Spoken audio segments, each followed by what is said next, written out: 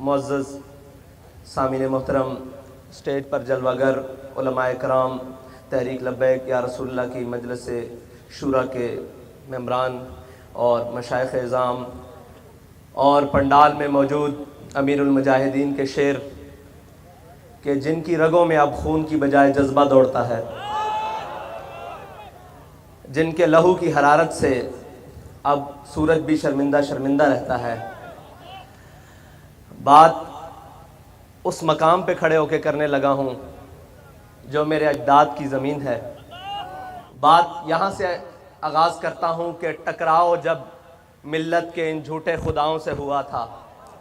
टकराव जब मिल्लत के इन झूठे खुदाओं से हुआ था, आगाज़ बगावत मेरे गाँव से हुआ था। आगाज़ बगावत मेरे गाँव से हुआ था। गौर कीजिएगा कि जब भी कोई पूछेगा कि यार वो बाबा कौन था जो एक व्हील चेयर पे बैठा हुआ था, जिसके दोनों हाथ सिर्फ लब्बैक के लिए उठते थे, जिसके दोनों हाथ सिर्फ ताजदार ख़त्म नबूवत के लिए उठते थे, वो बाबा कौन था जिसके हाथ में ना खंजर था, ना तलवार थी, ना डंडा था, ना कलेशन थी, ना कोई हथियार था। तारीख के औरात पलटने वाला ढूंढेगा कि ये बाबा कौन था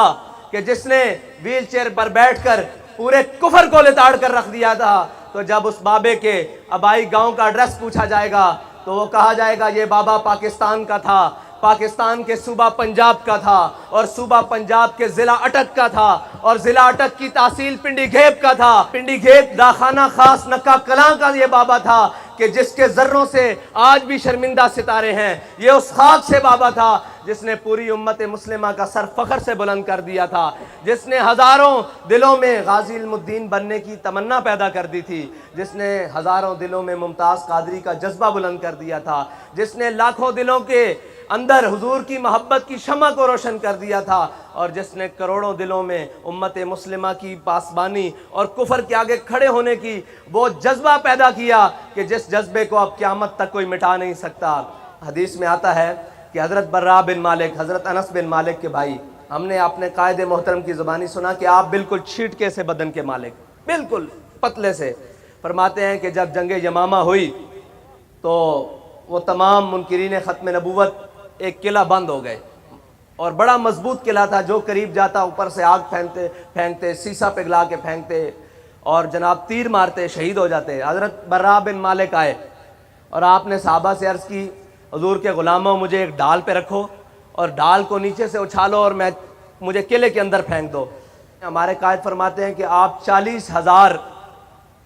उन मुनकिरीन ख़त्म नबूवत से लड़ते हुए आपने वो किले का दरवाज़ा खोल दिया। तो हमारा कायद वो कायद था कि जब पूरी दुनिया का कुफर, पूरी दुनिया के सेकुलर एक हिसार बनाकर इस्लाम के ख़िलाफ़ एक किला बंद और एक खुली जंग के अंदर था, तो हमारा कायद वो था जिसने तने तनहा उस जंग के अंदर छलांग लगा दी, तने तनहा उस जंग के अंदर छलांग लगा दी। और उस जंग में बड़ी बड़ी मुसीबतें आईं। कभी फैज़ाबाद आया, कभी नामूसे रिसालत मार्च आया, कभी शेलिंग आई, कभी 8 लाशें आईं, कभी 87 ख़ानदान के अफराद को जेल आई। लेकिन वो हर जुल्म के बाद ये कहता था, पुत्रों बच्चे लग दो। बाबा जी एक अपने अंदाज में कहते सन, भाई इस तो ज़्यादा तुसी कर भी की सकते हो, क्योंकि साढ़े कायदे मोहतरम दा ईमान सी, हदीसे पाक ते उन्हां दा ईमान जड़ा रब ते सी, वो मैं बयान नहीं कर सकता, ना वो लफ्ज़ां च आ सकता कि मेरे आका मौला ने फरमाया जड़ा हक ते कायम रहा और बातिल दे सामने खड़ा रहा, ना कोई शख्स उसका रिज़्क रोक सकता, ना कोई शख्स उसनू मौत दे सकता वक्त तो पहले। साढ़े बाबा जी दा एक गल सी कि वो जड़ी भी मुश्किल आंदी, जड़ा भी लम्हा आंदा, मरहला आंदा, आप फरमांदे तुसी इस तो ज़्यादा कर भी की सकते हो। वमा कदरुल्लाह हक़ कदरी, फरमांदे सन कि मेरे मालिक जड़ा ना वो सारियां कुदरत रखदा, और फरमांदे सन व मकरू व मकर अल्लाह वल्लाहु खैरुल माकिरीन। फरमांदे सन जितनी झूठियां तदबीरां कर लवो, मेरा रब एक दिन इस्लाम नू गालिब लियाएगा, और उन्हां दी ज़बान और उन्हां दे अल्फाज निकले हुए इंशाअल्लाह मैनू ये यकीन है, बल्कि सानू सब नू ये यकीन है कि इंशाअल्लाह वो जल्द वक्त आएगा कि जिस दिन पाकिस्तान दे अंदर, पूरी दुनिया दे अंदर इस्लाम दा झंडा बुलंद होएगा और उम्मत मुस्लिमा सुरखरू होएगी और पाकिस्तान उसकी क़यादत करेगा इंशाअल्लाह। वो वक्त दूर नहीं।